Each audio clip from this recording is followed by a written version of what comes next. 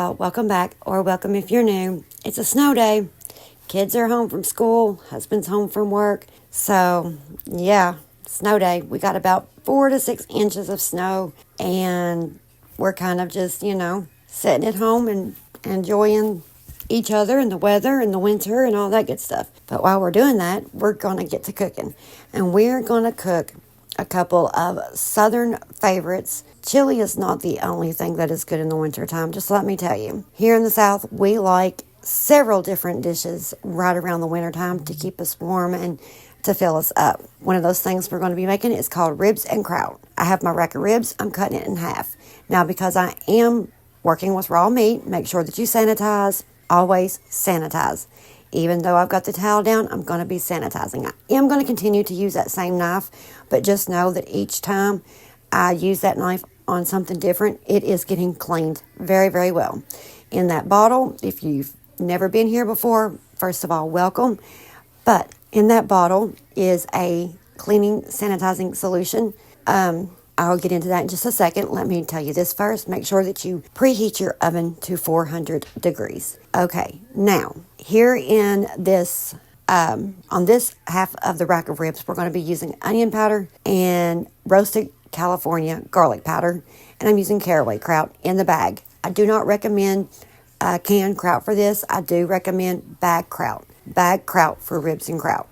Remember that. Lightly sprinkle your seasonings and then put a nice thick layer on top of your rack of ribs or your half of rack of ribs, whatever it is you're going to be using. A nice thick layer. Now it is going to fall over into the pan, and that's you want that. Absolutely want that. But you want to make sure that the majority of your sauerkraut is going to land on that top of the ribs. So after that's done, I'm going to be adding a half of a stick of butter. This is to keep that sauerkraut moist and tender. Now, you do want to get a little bit of a crispy to the top of the sauerkraut, but you don't want it all getting that way or it's just going to be gross. You want to keep your sauerkraut nice, moist, and tender. And then once you've got all that done, you're going to pop it in the oven, like I said, 400 degrees, and you're going to leave it there for an hour and a half to 2 hours. Then we're going to start on the second half of the rack of ribs, and on top of the onion and garlic powder, I'm adding salt and pepper and a little bit of vinegar. Now I'm going to give a good thick coating of all of these seasonings, except for the salt. You're going to go lightly on the salt and the pepper to taste. Now, once you've got all your seasonings on there, you're going to lightly drizzle some vinegar over top of those seasonings, over top of that meat. And yeah, it's fine if it gets into the pan. Perfectly fine. This is to keep your rib meat moist and tender and juicy and to help pull all of those seasonings into the meat. That way you've got all of that great flavor. That too goes in the oven for an hour and a half to 2 hours, 400 degrees. Now I'm going to refill all of my things that I ran out of because they were really, really low when I was first using them, like the vinegar and the salt. Once we get that done, we're going to resanitize. Now back to the sanitizing. In that brown bottle that you've seen is my homemade sanitizing solution. It's just half water, half 91% isopropyl alcohol, and a few drops of 100% essential oil. And in this one, I'm using rose scented, and gosh, have mercy, it smells so good, because it smells like spring to me. And I'm a spring person. I'm so over the cold and the snow and the winter, so over it, so ready for nice temperatures and not having to use the heat all the time, not having to use the air, just that perfect temperature and all the little birds chirping outside and the flowers blooming, all that good stuff. Spring's my favorite season. If you are new, you don't know that. If you are not new, you know that already. Anyway, once we finish up with the rack of ribs, we're going to hit up on this tier tray. And I'm doing something different with this tier tray. You guys know I've been trying my hardest to figure out what to do with it. And I think that I figured it out. Let me know what you think about how it turns out. It's just kind of one of my kiddos' ideas. So yeah, I'm really happy with it. Waking up, feeling the taste of our fight last night.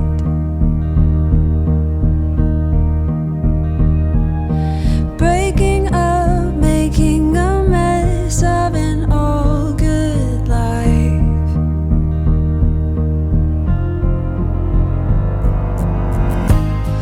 And now that you're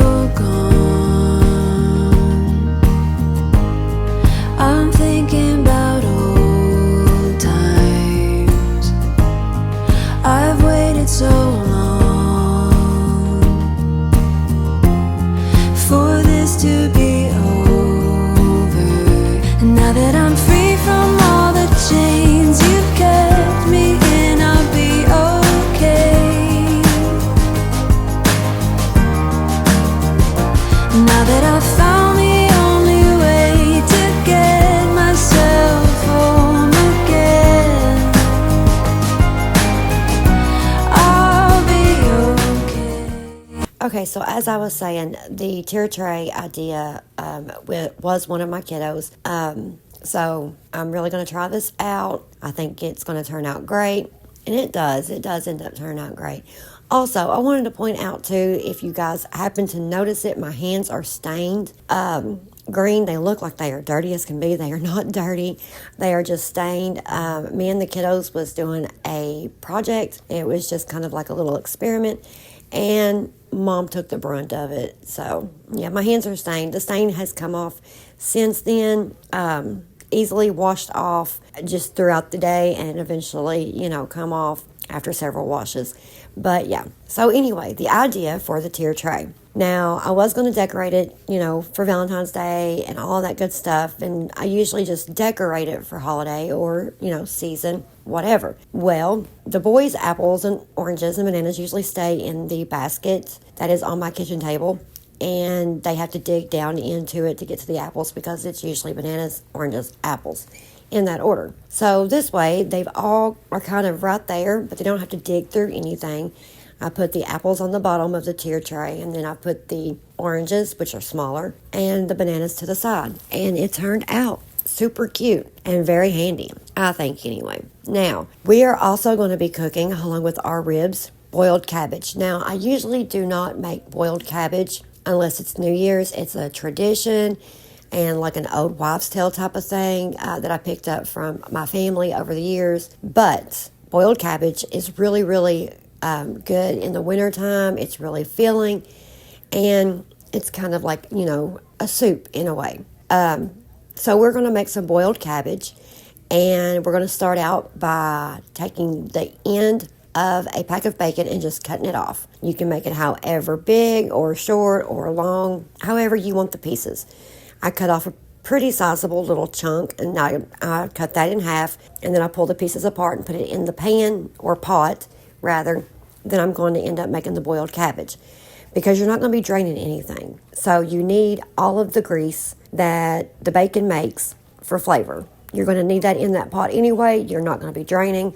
Nothing like that. You can cook the bacon to whatever crispy or, as chewy as you want it. I like my bacon crispy, so we're going to get it crispy. While I'm waiting on that to get crispy, I'm going to go ahead and cut up my ham. Now, this is the ham that I froze from my Christmas ham, from our Christmas dinner.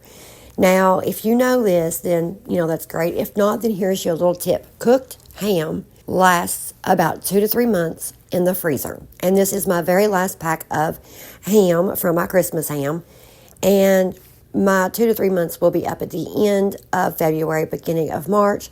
And it's great in boiled cabbage. You always want to have some kind of meat, some kind of pork, rather, I will say, for cabbage.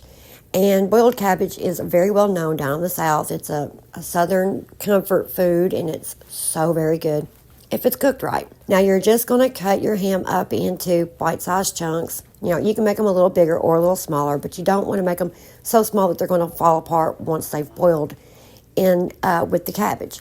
And you don't want to make them so big that you have to have a knife to cut into them whenever you go to take a bite of your boiled cabbage. Once your bacon is crispy to your liking, you're going to put your ham into the pot. Then you're going to cut up your cabbage. And once you get your cabbage cut up, and about the same with the cabbage, you're going to want to make bite-sized pieces, and you're going to want to make it to where it can easily fall apart on its own as it's boiling. You're not going to want to make the pieces so big that, it's going to make a massive bite, because this can be or should be ate with a fork and or a spoon. It should not be difficult. It's boiled cabbage. There's nothing difficult about it, or shouldn't be anyway. Now, as I was saying, I do like my bacon crispier, so I'm just trying to flip over the pieces. That way they can get a little bit of brown on either side of them here of the bacon. And then I will add in the ham and let that cook up in with the bacon. Like I said, we're not draining anything. And once I feel like that ham has gotten enough heat to it, I will then add in the cabbage and stir that all around. And then I will add anywhere from 2 to 4 cups of water, depending on how much cabbage I am using. You do not want the water to completely cover the top of the cabbage. You want it to just barely be almost even with the cabbage in the pot, which you guys will see that in just a second. Because if you have too much water, then it's not going to reduce down and it's not going to cook in that flavor. It's just going to make a watery, cabbagey mess as opposed to a cabbage and meat soup. You want your cabbage to turn out to be tender with flavor. So you don't want to put too much water in it, but you don't want to add not enough because then you could potentially burn the meat and the cabbage both. You will want to taste this throughout the cooking process, and it can take anywhere from 30 minutes to 2 hours, depending on how much cabbage you chose to use. But you're going to want to taste test it all throughout because you may or may not need to add salt. Now, I do add at the beginning of the cooking process, once the cabbage and everything is inside of the pot with the water and everything, I do add in some garlic powder and onion powder, some salt, and some pepper. That is at the beginning of the cooking process once everything is in the pot, the water's in the pot, cabbage is in the pot, everything. And then throughout the cooking process, you're going to want to continuously taste it once you start seeing that the cabbage is starting to soften up, just to make sure that you've got the salt taste right, just, right there where it needs to be. You do not want it to be too salty because, too salty, you're not going to eat it. Nobody's going to eat it. It's going to be disgusting. But you want to make sure that it's got just enough salt. Even if you don't want to cook it with salt, you're going to get a little bit of a salt seasoning because of that bacon grease that is left in the pan that you are cooking with. Now, so you see there how I've got just enough water to where it doesn't quite cover the top of the cabbage, but it's almost even with. Not quite even, but almost. And then there I'm just adding in my seasonings, and I'm going to let it boil for about an hour. After an hour is when I start doing my taste testing. On this pot here, it took me about an hour and 20 to an hour and 30 minutes. And then I just made some Spanish rice, and that was dinner for the night, and everybody loved it.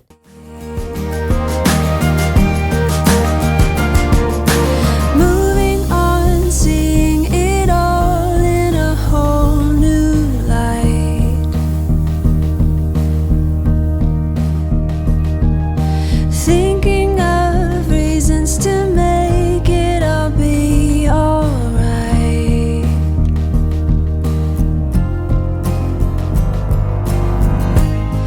And now that you're gone, I'm thinking about old times. I've waited so long for this to be over. And now that I'm free from all the chains. Okay, so I'm showing you guys a pee stain on my bed. Yes, a pee stain. One of the boys peed in the bed. Jackson actually had an accident, which is my soon-to-be 7-year-old. But there was also a coffee stain, like right here. And I've got a cleaning mixture made up in this bottle. And I never really thought about it. And my husband had never seen it, but he's home, of course, because of the weather. We've got, the snow and stuff, and he can't really work like that. So this is not actually the bathroom bleach foam or Clorox and all that. This is actually a mixture that I made up. And I was in here getting the coffee stain off of the bed over there. And he, you can leave that open. And he really just could not believe how it come up just so quick. And I mean, you can see, you can't see anything over there. And the stain was like right here. So, like I said, Jackson did have an accident. So I'm going to be cleaning. I've already cleaned half of it, as you can see, for the most, kind of, sort of. But I'm going to be cleaning the rest of it, and he told me that I should show you guys, and to just, bring you guys along for it. All that is in this mixture, in this bottle is, a little bit of Dawn Power Wash, a little bit of 91% isopropyl alcohol, a little bit of Clorox bleach, some water, and that's pretty much it. That's all that is in this. So I'm gonna put you guys on the tripod, and I'll list everything that's in this too. Thank you. I'll list everything that's in this bottle as well down in the description, in case you guys want to try it out for yourself. But yeah, so let's get the rest of this stain up. Me and I'll be okay. Now that I've found the only way to get myself home again, I'll be okay. I'll let you know I'll be alright.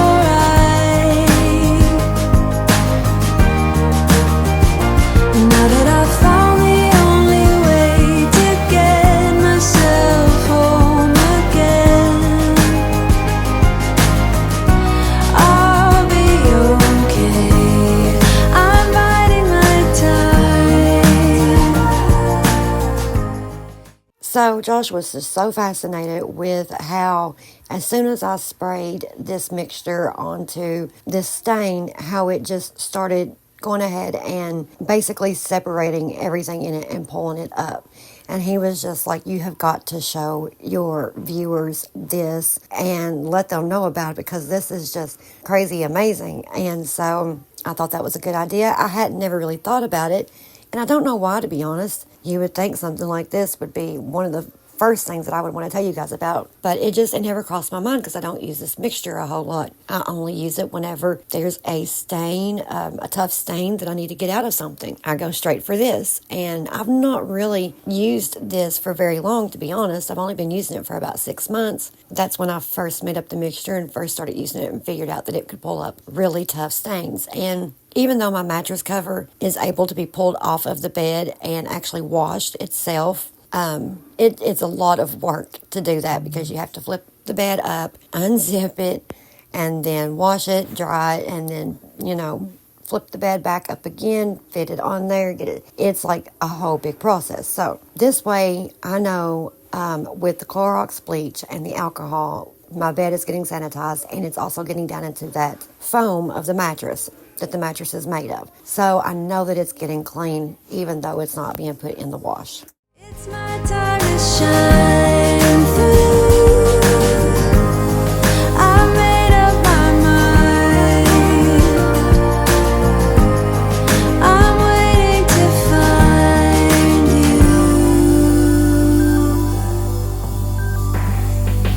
Now that I'm free from all the chains you've kept me in, I'll be okay. Now that I've found the only way to get myself. Okay, so once the mattress has been cleaned and dried, while it was drying, I was, of course, washing the mattress topper and the sheets and the comforter and all of that good stuff. And no, it does not all go in one load. So therefore, it's going to take me a little bit more time than normal to get it all done. Also, we are on day 2 with the bedroom and the mattress. I meant to tell you guys that in the voiceover before this, but it just slipped my mind. So I'm telling you guys now, we are over into day 2. This is the evening of day 2, and it does go into dark on this day because where I did have to wash all of my bed linen and all that good stuff. So we are going to get the bed made, and we're just going to tidy up the bedroom a little bit. Home again. I'll be okay. I'll let you know I'll be alright.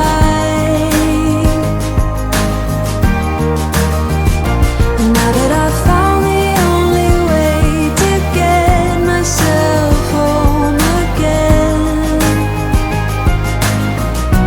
I'll be okay.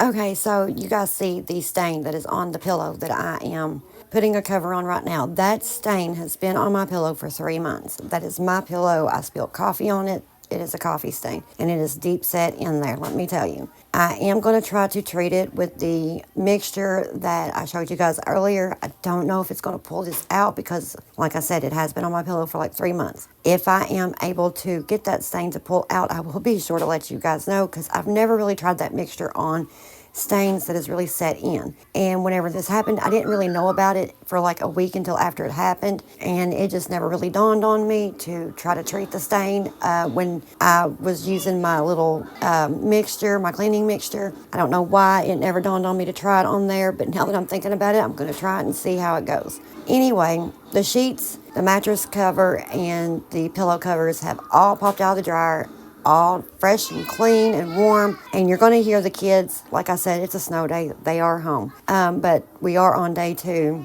of our snow days. So, yeah, it's been a chaotic mess around here, and I'm loving it. Anyway, now that that's all done, we've got the comforter in the dryer. I'm waiting for it to pop out. In the meantime, we're going to get the surfaces wiped off and the floors swept and mopped.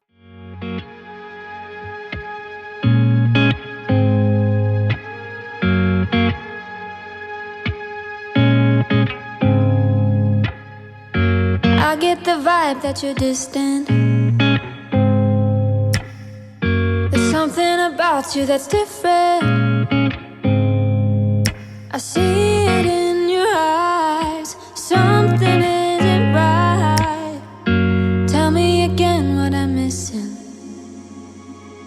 'Cause you're fading out.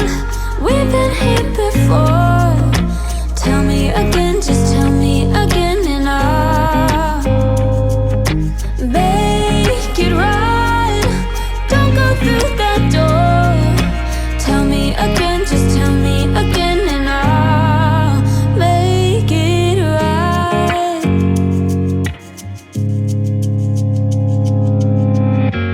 It is a lie when you tell me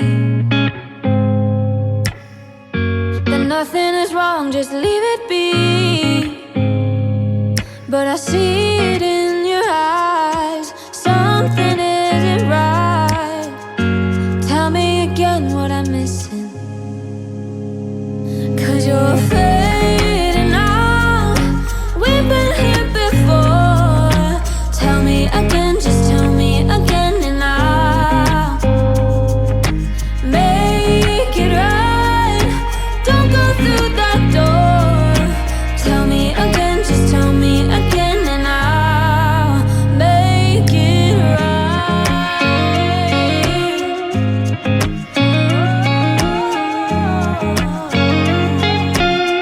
I will make it right.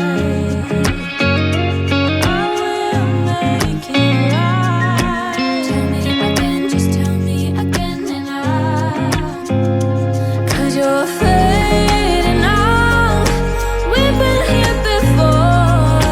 Tell me again, just tell me again, and I'll make it right. Don't go through that door. Tell me again. So as I was saying, once the floor is finished being vacuumed and mopped, it is time for the comforter to be popped out of the dryer and get put on the bed and get the bed finished being made. And that is also going to be bringing us to the end of this day's video. I really hope you guys enjoyed this day's video and got any motivation you may have been needing on this cold winter day to get your to-do list tackled and your home tidied up. And I think that's got it till next time. Love y'all. Stay safe. Me again, and I'll make it right.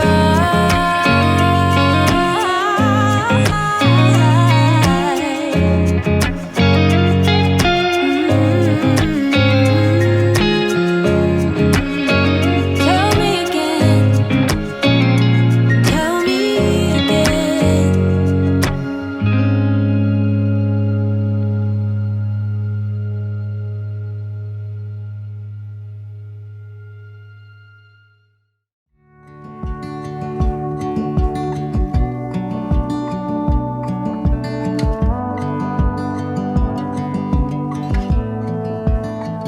I saw the ending before the movie was done. I got thick skin because 'cause I've been burned before.